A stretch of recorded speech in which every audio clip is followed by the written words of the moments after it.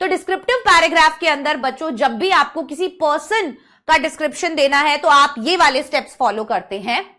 सबसे पहले तो आप उसका फॉर्मेट अगर देखेंगे तो आपको टाइटल लिखना होता है, उसके बाद आपको डालना होता है इंट्रोडक्शन। जिस भी पर्सन के बारे में आप बता रहे हैं आप उस पर्सन का नाम बताइए या वो कौन है वो बताइए, ठीक है। जैसे बिस्मिल्लाह खान जी के बारे में कि एक बहुत ही फेमस शहनाई वादक है, एग्जाम्पल के तौर पे।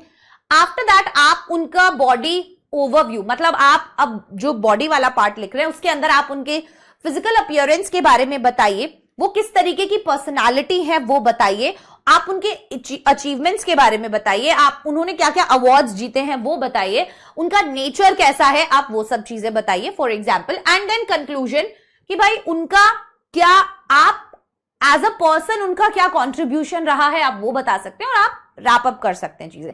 चलिए देखते हैं कैसे एक पर्सन को हम कर सकते हैं।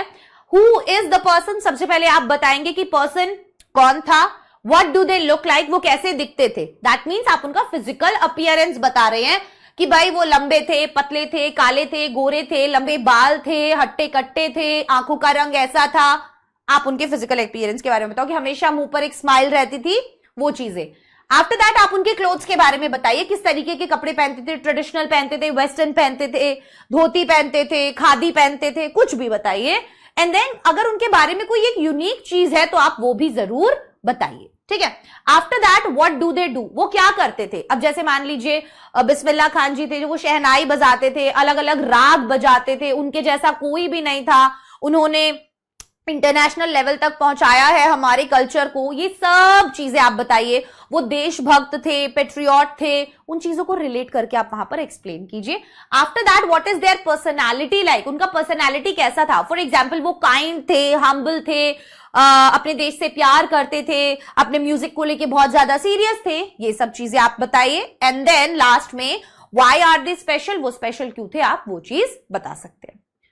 अब मैं आपको बताऊंगी कि अगर आपको डिस्क्राइब करना है कोई भी इवेंट तो आप क्या क्या चीजें फॉलो करेंगे। देखिए अगर आपको डिस्क्रिप्टिव पैराग्राफ में कोई भी इवेंट एक्सप्लेन करने के लिए या कोई भी सिचुएशन बताने के लिए आता है तो आपको कुछ स्टेप्स फॉलो करने होते हैं। वो स्टेप्स क्या होते हैं, व्हाट वाज द इवेंट, आखिरकार वो इवेंट क्या था, when and where did it happen, भाई कब और कहां पर वो हुआ, ये बहुत इंपॉर्टेंट है। फिर उस इवेंट या उस सिचुएशन के अंदर क्या क्या एक्टिविटीज हुई। अब वो कुछ भी हो सकता है, मान लीजिए कोई एनुअल डे है तो उसके अंदर कैसे सेलिब्रेट हुआ, डांस हुआ, ठीक है, प्ले हुआ, प्राइज डिस्ट्रीब्यूशन हुआ, वो सब चीजें। वहां पर लोग कौन कौन मौजूद थे उस इवेंट में या उस सिचुएशन में। जैसे आप बताइए चीफ गेस्ट थे, या आपकी घर की कोई गैदरिंग के बारे में बता रहे तो आप बताओ कि मैं थी, मेरे चाचा थे, मेरे कजिन्स थे। आया समझ में। वहां पर जो भी लोग थे उनके बारे में आप बताइए। आफ्टर दैट व्हाट हैपेंड, क्या क्या आपने किया वहां पर या क्या क्या एक्टिविटीज वहां पर हुई, वो सब आप बताएंगे। And why was it special, अगर वो स्पेशल क्यों था। जैसे फैमिली गैदरिंग के बारे में आया तो आप बताओ कि भाई उस दिन हमने बहुत मस्ती की और वो दिन मैं कभी नहीं भूल सकता, इसलिए वो मेरे लिए स्पेशल था। आफ्टर दैट हम आ जाते हैं, अगर हमें कोई भी प्लेस को डिस्क्राइब करना है तो हम क्या करते हैं, सबसे पहले हम बताते हैं वो जगह कहां पर है, ठीक है। आपने वहां पर क्या देखा, क्या सूंघा, मतलब मान लो आपका पार्क के बारे में कुछ बता रहा है तो बताओ कि आप वहां पर क्या क्या चीजें देखते हो अपने आसपास, की बच्चे खेल रहे हैं, हरी हरी घास है, लंबे लंबे पेड़ है, झूले हैं, ठीक है, लोग बातें कर रहे हैं, वॉक कर रहे हैं। आप जो भी वहां देख रहे हो, सुन रहे हो, बच्चों के हंसने खिलखिलाने की आवाज आती है, चिड़ियों के चहचहाने की आवाज आती है, ऑल दीज थिंग्स।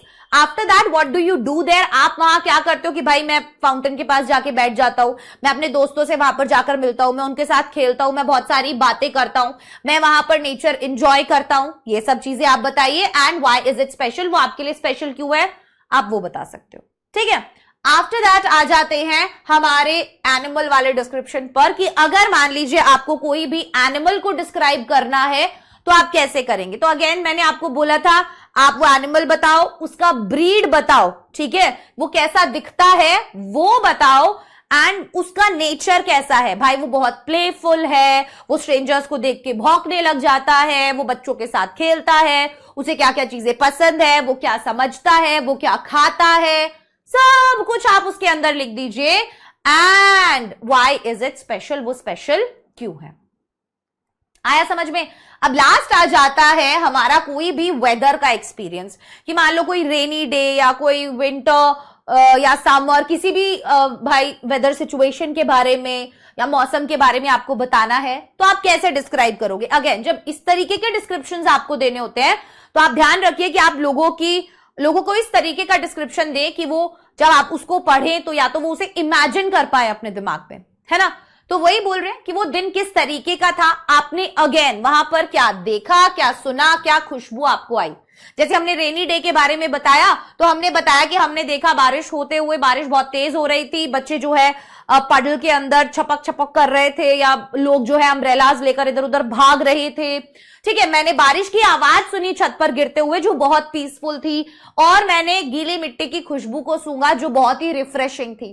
ठीक है, व्हाट डिड यू डू, आपने क्या किया? हमने बैठा, चाय बनाई, पकौड़े बनाए, एंजॉय किया, या हम नहाए बारिश के अंदर, कुछ भी बता सकते हो। And how did it make you feel, और उससे आपको कैसा फील हुआ।